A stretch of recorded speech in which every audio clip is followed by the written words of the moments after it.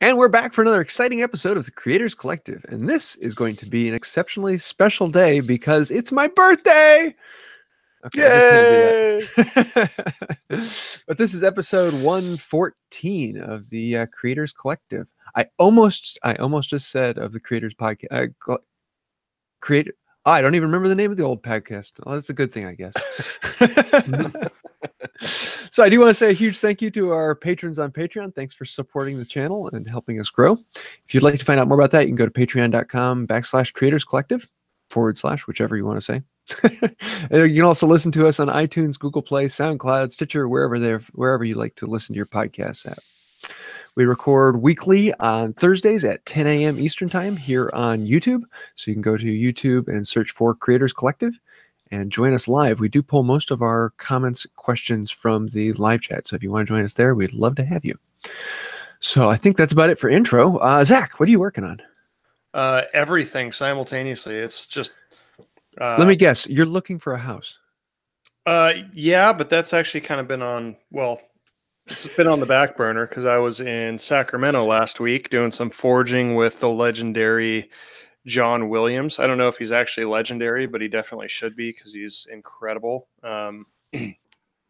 So yeah, if anybody has any interest in, an amazing craftsman who does, he's actually he's taught blacksmithing for like 15 years and he's been a farrier for like 15 years. So he literally swings a hammer all day, every day.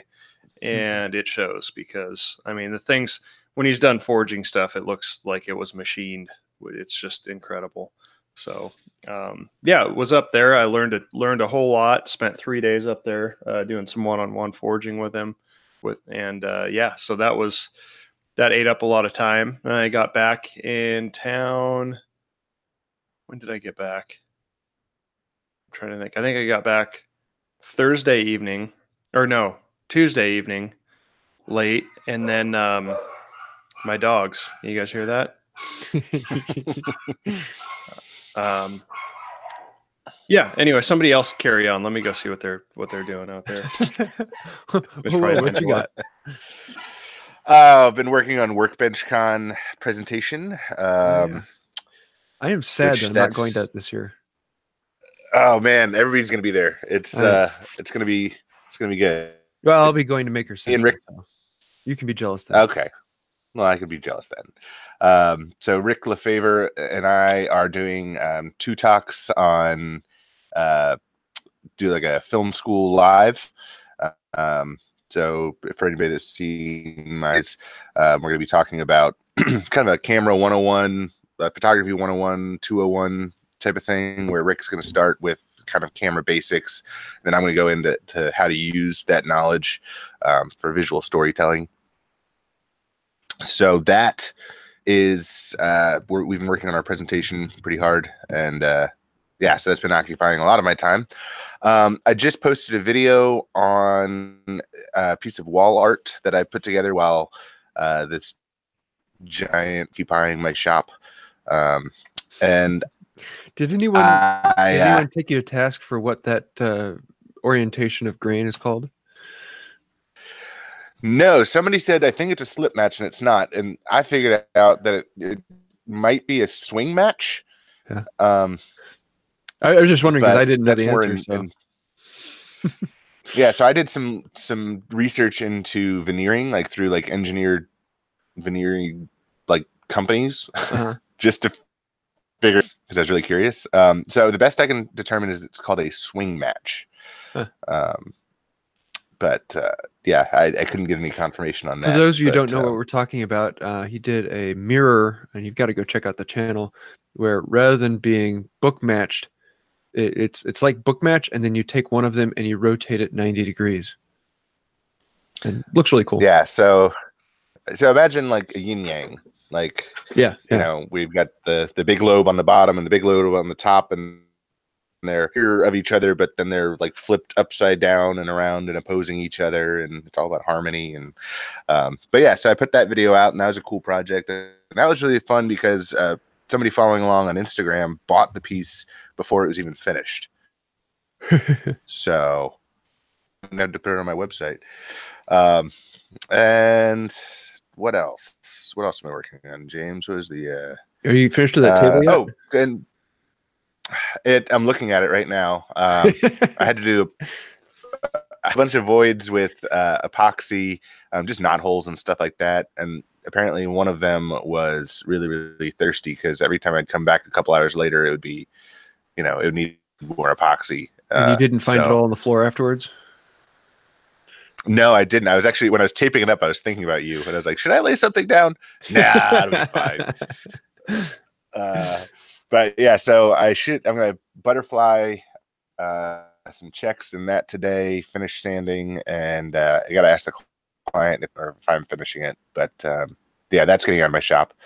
And last night, I just put together some plant stands for my wife, just to get some plants off the floor. And that's it's good Valentine's Day present. Yeah, she didn't even know I did it, so I'll surprise her with that tonight. How about you, James? What are you working on? Well, I'm finishing the second half of the house worth of trim.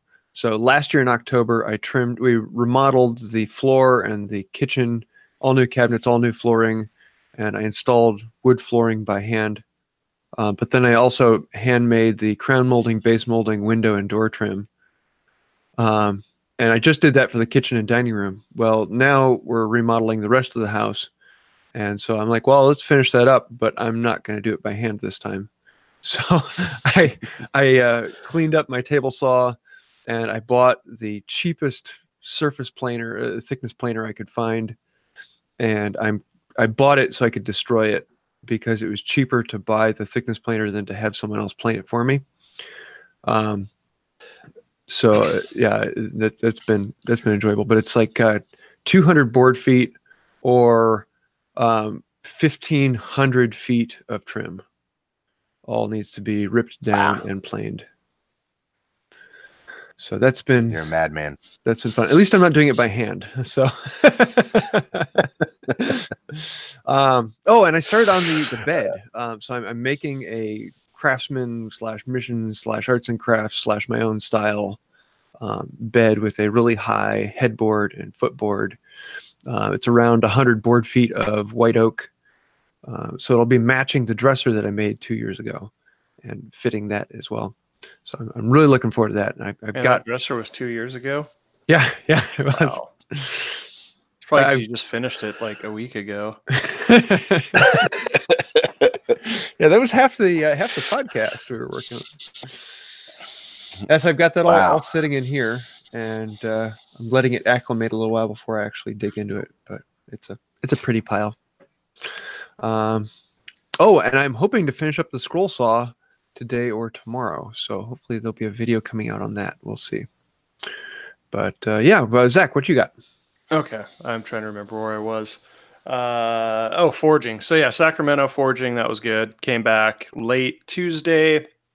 My wife picked me up from the airport, and then came home, got about 3 hours of sleep. Then I had to take my wife to the airport. She flew out to Portland, Oregon, to do some interviews, to have some interviews there, as well as most of the interviews are actually for Eugene, but she flew into Portland. So yeah, we'll hear back hopefully in the next couple of days, see if she gets an offer letter, and then try and move on a house before it sells. There's one that we're looking at in Eugene right now that has a nice 1,200 square foot shop, something like that. Should be nice. Nice. Concrete floor, already wired for 220, so that would be nice. So we'll see how that goes. Let's see. I have so many orders and things to do before I head out to Atlanta next week. It's completely overwhelming. I think in the past like 3 days, I'm not kidding, I think I've gotten like less than 10 hours of sleep in the past 3 days. And I'm not even tired, just because I have so much anxiety to try and get everything done. Doing some plane blades. For anybody who follows Paul Jackman has seen the gigantic everything that he's making. And I think I've become the go-to gigantic metal guy for everything he's making. So Yeah, I think one of them's still on the download, but the plane, you can see that on his Instagram. So doing the blade for that, man, it's been the chip breaker is the hard part. Uh, Yeah.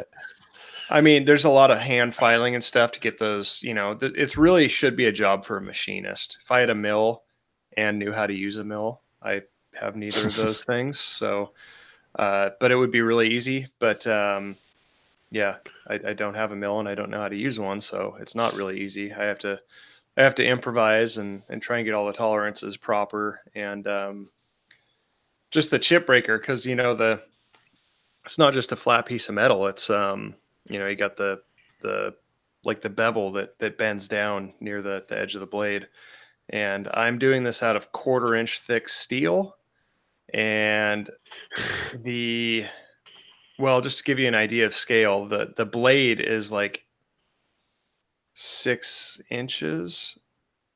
Is it 6 or 8? I don't know. Yeah, I think it's 6 inches wide and it's 25 inches long. So it's like 2 feet, Wow. 2 feet long, 1/4 inch steel. The chip breaker is, you know, proportionate to that. It's shorter, but it's the same, you know, in all the other dimensions. And I spent the entire morning trying to bend that bevel down. So like throwing, you know, getting it into the forge and heating it up, trying to clamp it in my post vise and bend it, and I couldn't get it to bend where I couldn't get a hard, crisp bend in it. So tried a couple of different things, none of them worked. I finally, you know, scored a line about halfway through it, and then kind of applied some localized heat with my oxyacetylene torch, and I just got it to go before the podcast. So yeah, and it yeah, I think I was able to flatten out the section behind the bend. So yeah, it's interesting. It's fun, but it's also stressful because I don't really have a whole lot of time. And I also have a bunch of hammer orders that I want to get shipped out before I leave. And then on top of it, somebody ordered one of those tote bags, the leather ones, which is great. Mhm. I like making those, but it's been a while. And Get back into the yeah, leather mindset. It's just totally shifting gears. It's like I have so many, you know, if it were just like, okay, I just have to crank out hammers, or I just have to work on these plain blades, or I just have a bunch of leather working to do, that'd be one thing. But it's like the whole mess of it, you know, and I have to get it all done in like the next 6, 7 days, 5 days. I don't know. I'm leaving Wednesday, however many days, 5, 6 days. Yeah. Speaking of which, what are we doing next week for the podcast? I'll be on a plane. Huh? Yeah, you're leaving Wednesday. Yeah, I think we're skipping. Skipping next week. I would like to, because I Yeah, have we'll see. I have so much on my plate right now. Yeah. So Cool. yeah, take that, listeners. And, I'll be touching down in Atlanta like when this podcast should be airing. So what time are you getting in? like 10 a.m. Oh, that's on early. Thursday. Oh, on Thursday. I'm going in Thursday, a day early. I'm going in on Wednesday. I was invited to a secret party. I saw something about a secret party. I think there's like 20 different hangouts, and I don't think any of them are secret. But I'm doing something with Johnny. I think he's having something at his dad's place or something, because we did something similar last year. So I think he's trying to recreate that. That was fun. Yeah. Man. Yeah, I don't know. My Tracy's coming, so that'll be fun. She'll actually finally get to meet people in the community. Cool. Yeah. Well, we do have a couple questions, and one actually is very pertinent for today that Tim Cheatwood just sent in. And I have to say a huge thank you to Tim, because I just spent a while with him down in Georgia, excuse me, not Alabama. So if you could, no, wrong question. Back where I'm at. Speaking of Valentine's Day, any memorable Valentine's Day projects you guys did? Well, I'll start since I actually have one. Back when I first got into hand tools, I've been doing hand tools for 5-6 months. I thought, you know what, I should do some more carving, because I'd done one simple carving in a handle and I wanted to make something for my wife. So I decided I wanted to make a heart that was about 18 inches wide, about a foot tall. And in the middle of it, I wanted to have the letters, "I love you more." But I wanted the letters to be raised, and I wanted the background to be relieved. And I thought, you know what would make it really cool is if I did it with a bunch of strips of different colored woods. And so I wasn't really thinking about it, but I put in white oak, and I put in maple, and I put in walnut, and I put in purple heart, and I put in padauk. And it has all these strips, and it looks hideous now that I look at it. But and it was one of my first carving projects was in, you know, padauk and purple heart and maple. It's super dense. Yeah, it took me probably somewhere around 20, 30 hours of work to carve out the background on that thing. But it looks really good, and it's hanging in our bathroom. But every now and then I look at it, I'm like, I should have done that differently. But Sarah likes it, so that's what matters. What about you guys? No. Me and my wife don't really celebrate Valentine's Day. So any mentionable. You don't celebrate projects. my birthday? I'm hurt. Well, I'll celebrate your birthday. But yeah, no. And Zach, you have those blacksmith roses, right? I do. Yeah, I've been. Well, fortunately, the orders kind of died off, you know, about a week ago. But I was cranking those things out, quite a few of them before I left for Sacramento. Yeah, I'd say I have the rose, the blacksmith rose. I have 2 videos out on the roses. I have an early one I did a few years ago, and that was, I think, all in the forge. And then I kind of refined the process, and I put another one out last year where I did the roses and that like forged vase, the silhouette vase thing that goes around them. So, yeah, that was cool. I like that. Thanks. Cool. Maybe we had one other question from Make Brooklyn. This is an older one, but we're finally getting around to it. So if you could start from scratch, would you want your shop in your house, or would you want a separate building? This is a really good question because I've talked to people who have done both. I've had both, and I don't know. I don't know the answer. So having had both, when I didn't have it in my house, you know, it felt like it was a chore to go to the shop, but it was like shop time. So I was just super productive. And then once I had it in my house, I thought, well, this is great because I can just run down after dinner and, you know, throw a coat of finish on something, run back up or do some touch-up stuff. But now it's hard to stay motivated in the shop because I'm at my house. So I've talked to somebody that had like a ridiculously big shop, into the shop space and had his shop, and he sold a lot of his stuff and downsized to move back into a shop at home, for that same reason where it was, you know, kind of a chore to go to the shop and get work, you know, to get started. But once he got started, it was, I don't know. But what do you guys think? Yeah, I've had both as well, and I think with hand tools, I really like it in the basement because it's not messy, it's not dusty, so I'm not having the fear of tracking that throughout the house. And it's very easy to just do a little bit and go back. And especially with hand tools, it's nice to you know, take a break from your arm swinging for an hour and a half. But I in the past I had a really nice shop with everything, and it was in a separate outbuilding on the property.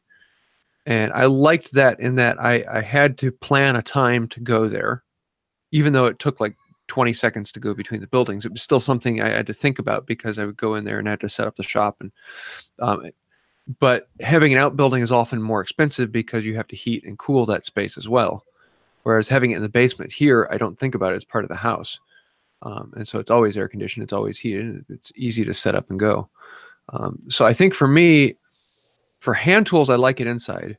But if I have a power tool shop with all the power tools, I would rather have a separate space for it.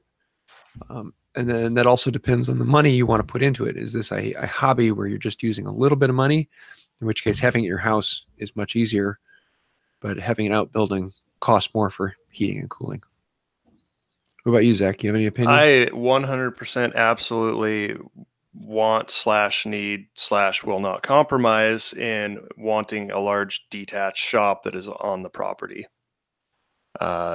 It's just for what I want to do. I really don't have a problem getting distracted. Like I that's not an issue. I have the opposite problem of, if I had a shop that was not on the property, I would never leave it. I would never see my wife. I have like the opposite problem. So being close to home lets me, it's close enough to where I can actually go in and like feed myself. Because if I had to like get in a car and drive somewhere, I just wouldn't eat. And I don't have to worry about burning the house down. So yeah, that is ideal. And I But don't in want that case, stairs. isn't the shop worth more than the house? Ideally, I mean, mine will be, certainly. Yeah, I mean, I don't want stairs. I want to be able to just walk in and sweep stuff out and make it as Yeah, Gazink just said it's hard to blacksmith in the basement.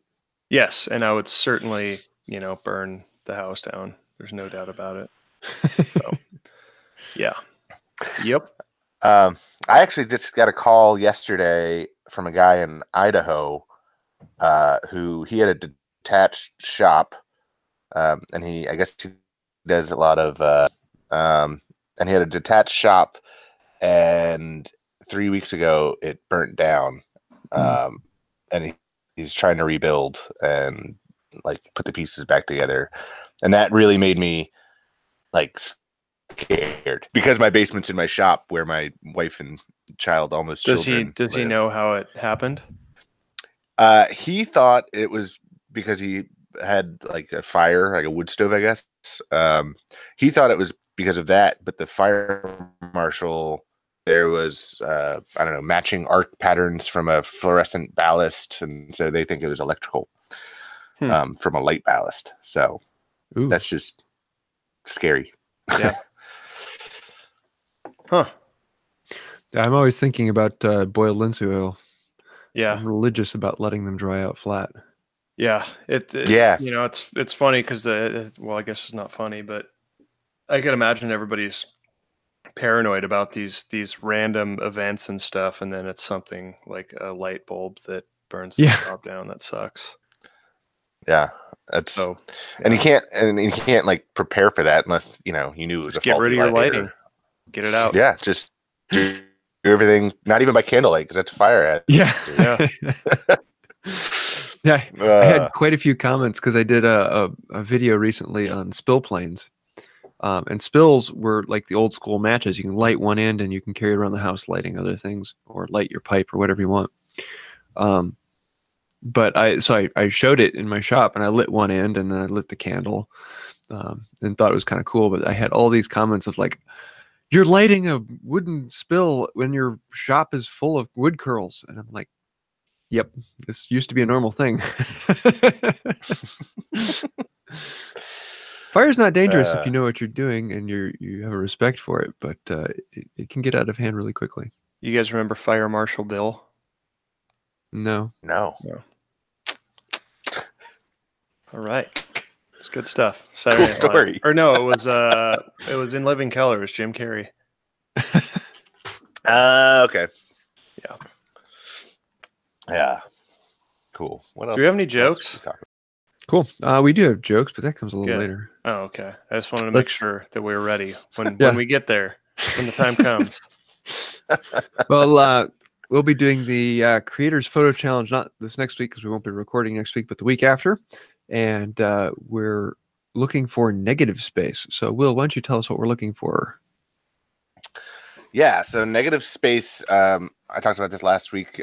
You see it a lot in graphic design and logo design, but there's also some really great examples of negative space, of using negative space in photography. One of the best examples I've seen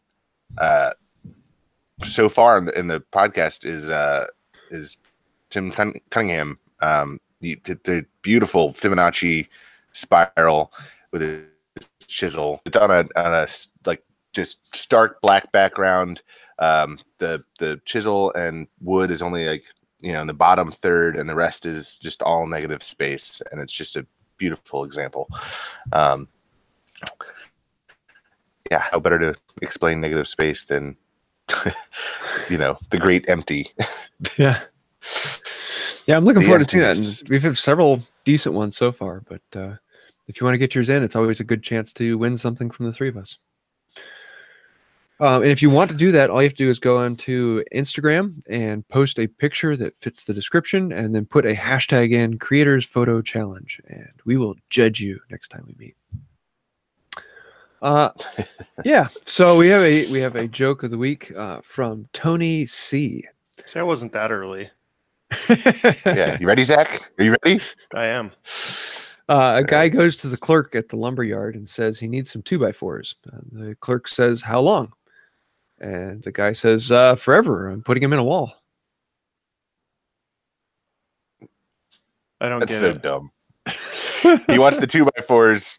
He wants to keep the 2x4s forever. One was talking about a length. One was talking about a length of time. It was fun. It was Yes. okay. Wow, I feel dumb now. Well, since you didn't get that one, we have another joke here for you. Okay, good. Maybe I'll get this one. Joe Fogerholt. Sorry, Joe. I always mess yours up. What does a chairmaster and a bodybuilder have in common? They both cannot skip legs day. That was terrible. That's really, really bad. Best kind. So if you have a joke you'd like us to tell, go ahead and send it to one of us, and we will get it in there. And thank you for posting these in. We do like throwing these bad jokes up. No Workbenchcon for you, James. No, I'm not going to be able to make Workbenchcon. It just doesn't fit in the schedule this year. No, man. There's a lot of people. A lot of people going. I'm excited. Yeah, I will be at Maker Central though. So. Oh, okay. I'm still waiting. We want to go. We're planning on going, but we're waiting to see about this offer letter and this house and stuff, because if we have to if she has to start work and we have to move by a certain date, it's possible that we won't be able to go. But I'm surprised at how many people have messaged me and asked if I'm going. Nobody ever messages me, and everybody wants me to go to that. Apparently I have some fans over there. Yeah, I also I'll be giving away tickets to Makers Central in my live on Tuesday. So I have 2 free tickets to Makers Central. Not plane tickets for you, but tickets to the event. What are the plane tickets costing? My wife and I are going for $1,200 total. So not bad. That's not too bad. Nice. Yeah. Cool. So let's get into what we're watching, reading. What's inspiring us? Will, what you got?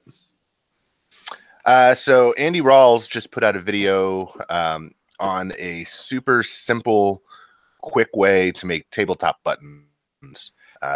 And it was just really informative, really quick, easy video. Because I've always cut tabletop buttons. For people that don't know what a tabletop button is, in the apron of your table, you cut a mortise, and then a tabletop button is a piece of straight grain hard that's almost like a clip with a pre-drilled hole. So you put the clip part in the mortise, and then you screw in through the hole into your tabletop, and so that allows for wood movement over the tabletop. So your tabletop doesn't it's stuck to the apron.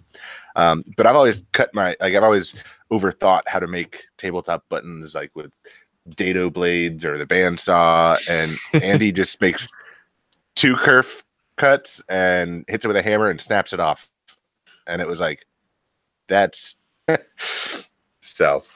Yep, Andy Rawls. Yeah, love his channel. Yeah. Cool. How about you, James? I have to go with ClickSpring. And if you haven't been watching ClickSpring, what's wrong with you? But ClickSpring is he does a lot of brass work and things of that nature. But he's currently working on the Antikythera mechanism, which is this really detailed clock that also tracks celestial bodies, but is from like what 500 BC, something like that. And so he's actually remaking it, and he's been working on it now for what, 1.5 years, almost 2 years now. And he probably has about another year's worth of work on it. But he makes me look like incredibly fast, incredibly like I'm working at the speed of light, because he is so detailed and so beyond precise. So he's making this entire clock out of brass pieces, but he's all hand filing it.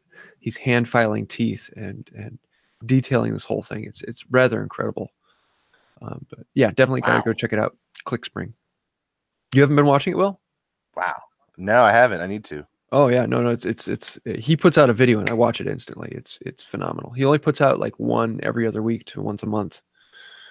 But they're incredibly worth it. So yeah. I'm gonna have to check it out. Yeah.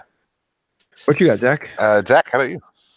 I'm going to give a shout out to my buddy, my new friend, John Williams. He does not have a YouTube, but he is on Instagram, and he does amazing work. So give him a follow. It's John Williams of Guildworks on Instagram. I haven't really been watching anything. I've been traveling and stuff. Yeah. Cool. What you got for a product of the week? Oh man. Let's see. I'm gonna go with the hammer. Get yourself a good hammer for beating stuff with. Yeah. No particular one, just one that you like. A whacking macker. Yeah. Cool. Will, what you talking about? I also forgot that I'm also inspired by Shakespeare lately for my talk at WorkbenchCon about exposition, and Shakespeare did exposition very, very well. So anyway, but my favorite product of the week is the Forest Woodworker 2 Special Number 1 Grind 40 tooth 10-inch table. Yeah, number 1 grind. Yeah, so it's an alternating tooth bevel, but it's a special grind that leaves a flat bottom kerf. So it's great for joinery like or tongue and groove joinery. So I used that in my last video for making tongue and groove in the live edge pieces for the swing match live edge opposition mirror. I'm struggled with what to call that mirror. I actually like that grind for just general ripping. I'm intrigued with the Shakespeare WorkbenchCon talk. Okay, so for are you guys going to dress doing up? A film school? Oh, come on now. No, so I'm talking about story structure and Freytag's pyramid, and so Freytag's pyramid starts with exposition, which is where you give background and the audience needs to know to understand the plot. So it's where you introduce your characters, where you introduce your setting. So in Romeo and Juliet, it starts off the first lines with two houses, both alike in dignity, in fair Verona, where we lay. So it tells you that there's two families. You're in Verona, and then I need to go back and actually read the next part. But it's civil hands or civil blood makes civil hands unclean. I remember that line. Yeah. So it's I need to. I'll have it written down, on a note card, so I don't. Ancient grudge makes way for new incivilities or something. It lays out like the entire history of these two families that have a grudge against each other. They're in Verona. They're both well-to-do, and then some new event sparks the conflict. Anyway, that's how I'm bringing Shakespeare to WorkbenchCon. You should give a talk at WorkbenchCon on how to give a talk at WorkbenchCon. Oh, that's like Inception. Yeah.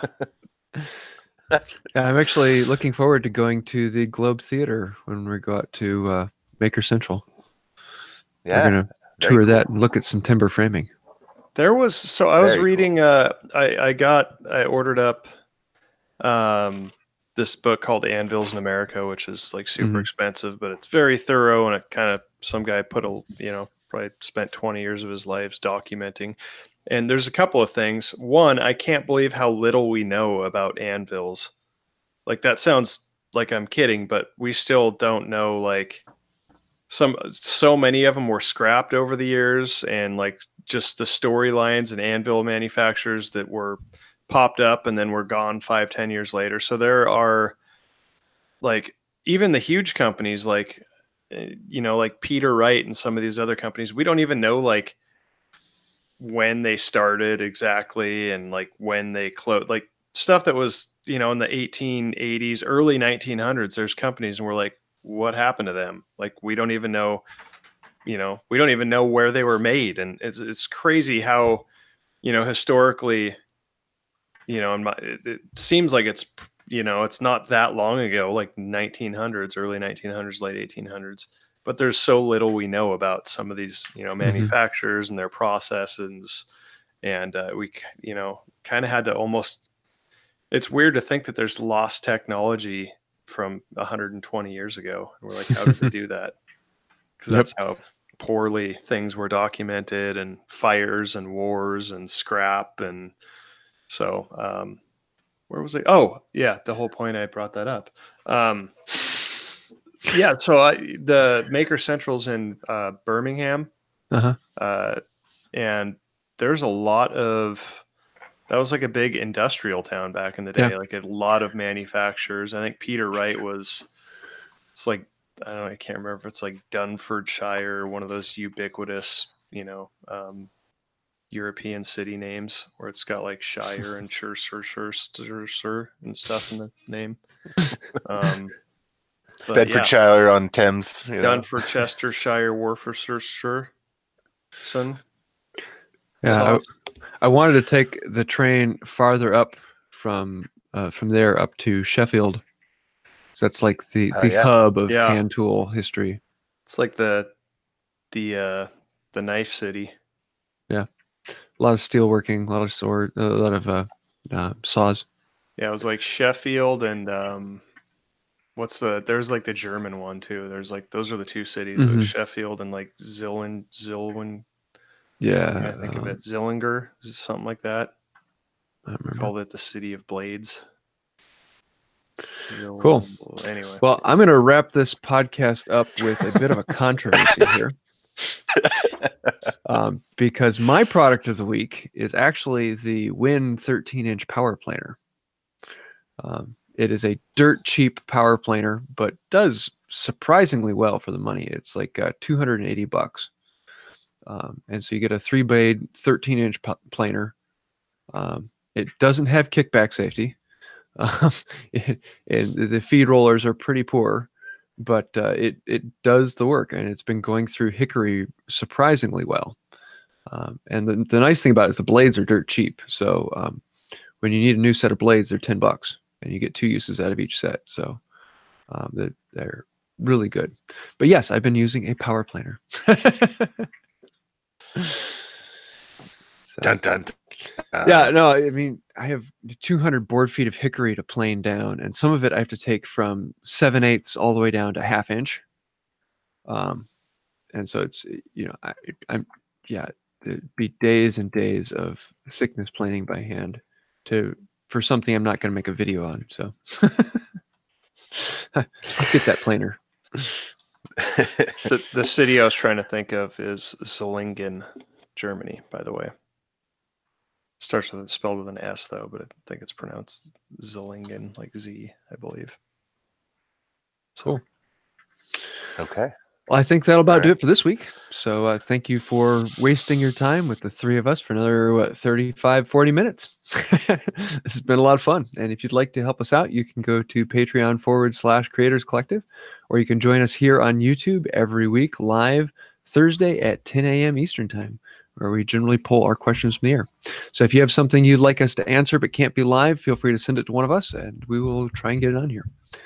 I think that'll about do it for this week. And until next time, have a wonderful day. See you later. Adios.